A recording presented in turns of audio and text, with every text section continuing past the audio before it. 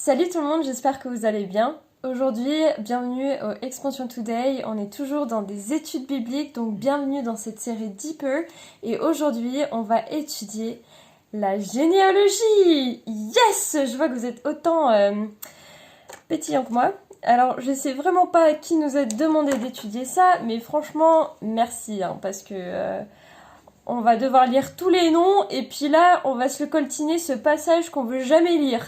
On est pareil. Bon, donc là, on va étudier spécifiquement une généalogie en précis. C'est celle de Matthieu, le chapitre 1. Donc on va du verset 1 à 17. Mais perso, j'ai trop envie de la lire. Matthieu chapitre 1. Merci. Généalogie de Jésus.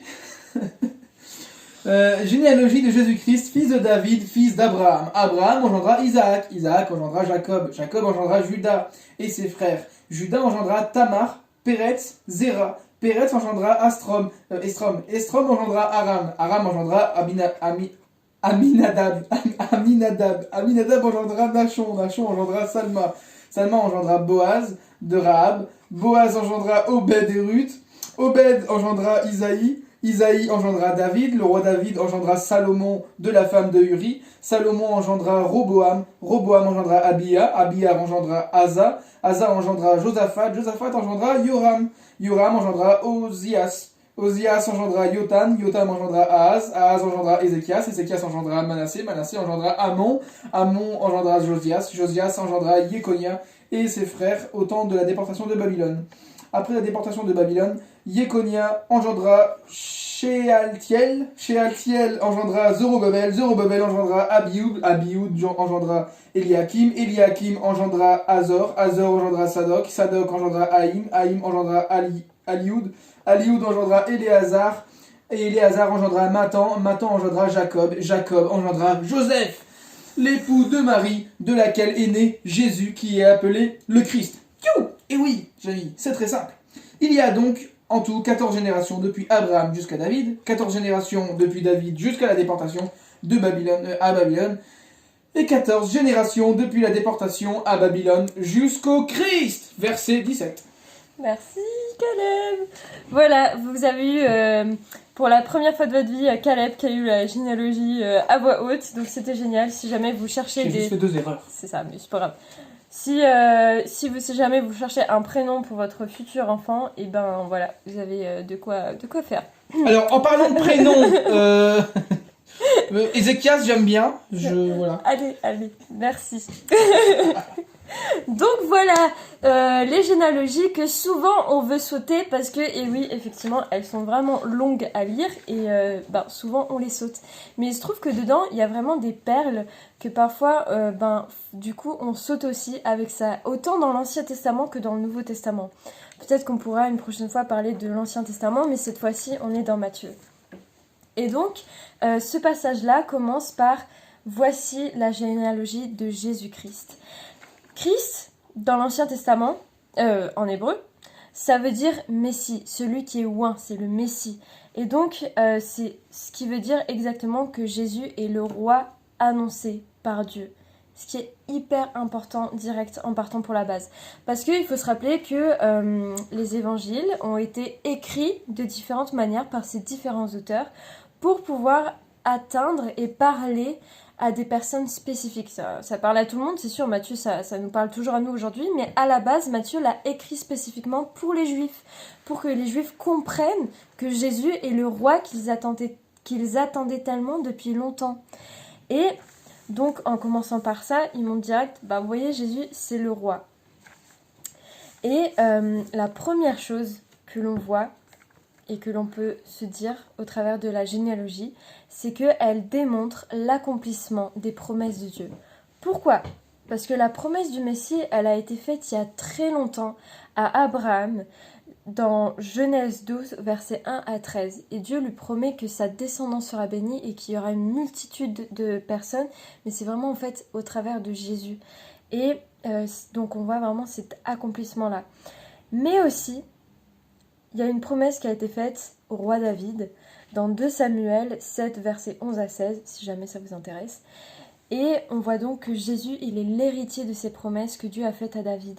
Donc vraiment, Jésus est cet accomplissement des paroles, des promesses de l'œuvre de Dieu. D'où l'importance de commencer par cette généalogie dès le début. C'est hyper important. Et donc, la généalogie démontre l'accomplissement de la promesse de Dieu. Et de 2, attention, c'est là, ça fait partie des petites pépites. Les non-juifs, donc ça veut dire nous, ça veut dire il y a Israël, c'est les juifs, mais tout le monde autour, toutes les autres personnes de la terre, les non-juifs ont été inclus dans le plan de Dieu depuis le début. Parce qu'à l'époque, il y avait certains juifs qui pensaient que non, c'était exclusif à eux et que les autres personnes n'auraient pas accès à Dieu. Alors que non, pas du tout. Dieu demande, non, depuis le début, mon plan, c'est pas seulement pour vous. Je vous ai choisi comme peuple pour l'arrivée de mon Messie, mais c'est pour justement le monde entier. Pourquoi on voit ça ?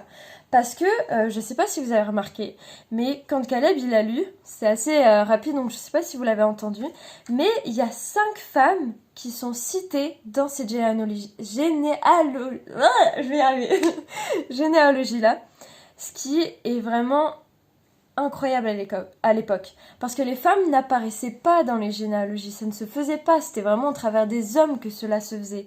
Mais là, non seulement Dieu, au travers de ça, Dieu montre que la femme a son importance, elle a son importance et elle a sa place, mais aussi Dieu montre par là que tous les non-juifs, tout le monde qui n'est pas juif, font partie de son plan depuis le début. Et aussi le fait que les femmes ont été écrites, ça montre l'universalité du message de Jésus. C'est vraiment pour tout le monde. Donc les femmes qui ont été citées, si jamais pour ceux qui ça intéresse, il y a Tamar au verset 3, il y a Rahab au verset 5, il y a Ruth au verset 5, et il y a la femme d'Uri au verset 6. Mais donc, et ensuite, j'allais oublier, Marie au verset 16. Et donc il y a 3 d'entre ces femmes qui ne sont pas juives. Donc vraiment, ça montre vraiment que ce message est pour tout le monde, autant les femmes que les non-juifs. C'est vraiment pour tout le monde.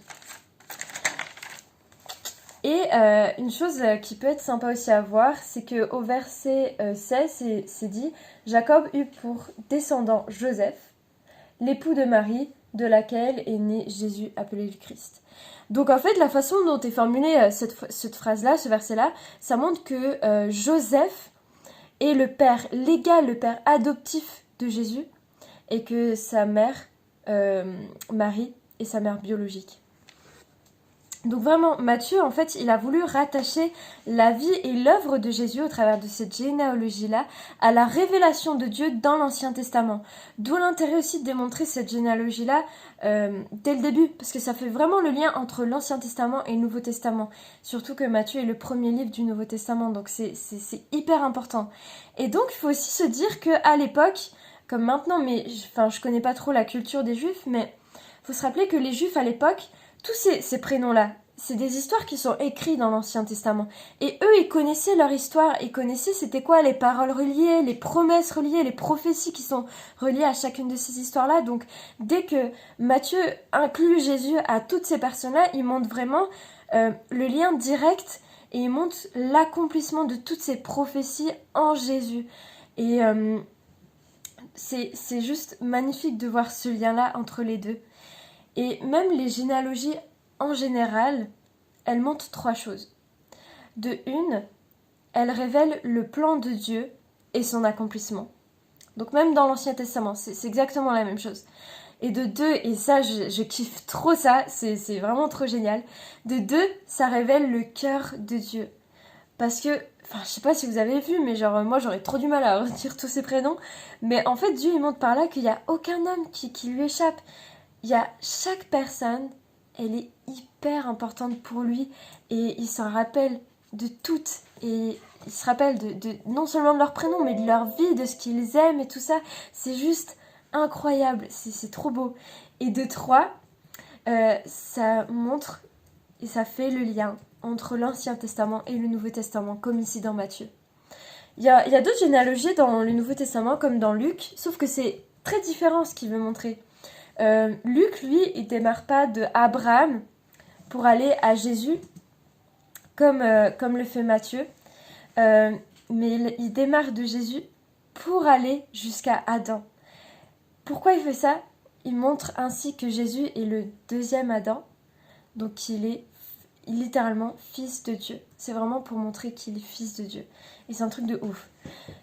Mais pour nous, qu'est-ce que ça veut dire aujourd'hui? Parce que c'est sympa de parler des généalogies, de ce que ça voulait dire à l'époque et tout ça, mais pour nous, en fait, ça veut dire quoi? Ça nous parle de quoi?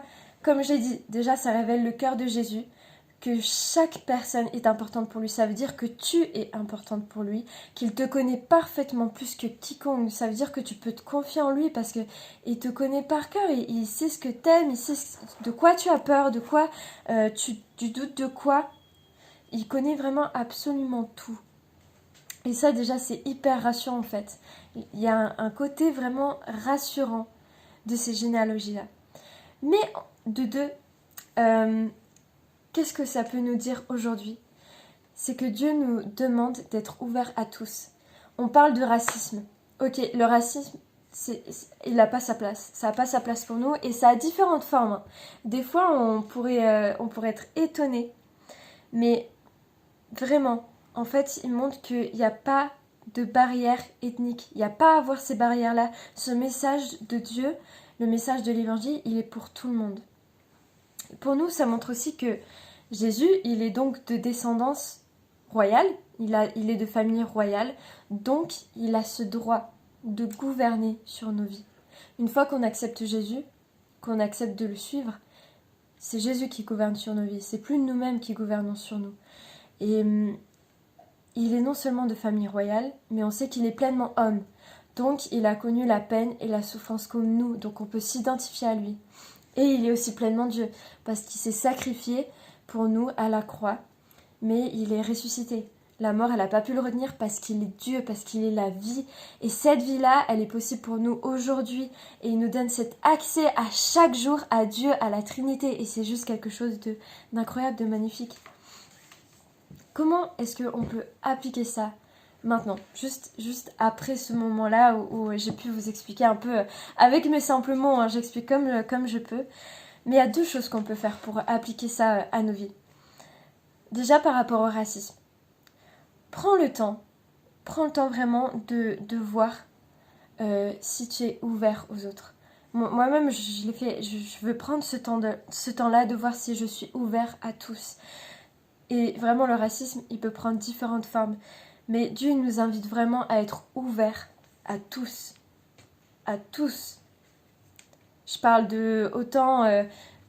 je rentre un peu dans peut-être des choses délicates, mais autant les blancs que les blacks, que les chinois, que tous les autres, autant les homosexuels que toutes les autres personnes. Il y a des choses qu'on n'adhère pas dans les actions, mais on accueille ces personnes-là et on les aime. C'est ce que Dieu nous demande de faire. Est-ce qu'on agit comme ça envers notre entourage, envers les personnes qu'on rencontre? Et de deux, la deuxième chose qu'on peut appliquer, c'est de se remettre en question et de se dire, ok, Jésus, il est roi. Et une fois que je l'ai accepté comme mon Seigneur et mon Sauveur, il est roi sur ma vie. Donc est-ce que je laisse Jésus réellement gouverner ma vie? C'est-à-dire, est-ce que je décide de tout dans ma vie?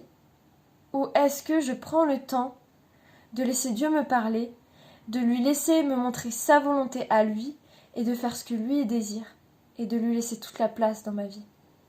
Donc ça veut dire qu'il y a des choses que peut-être, alors que je remette en forme, si l'argent a trop d'importance, si le matériel a trop d'importance, si les réseaux sociaux ont trop d'importance, ça montre que c'est moi qui gouverne un peu trop ma vie.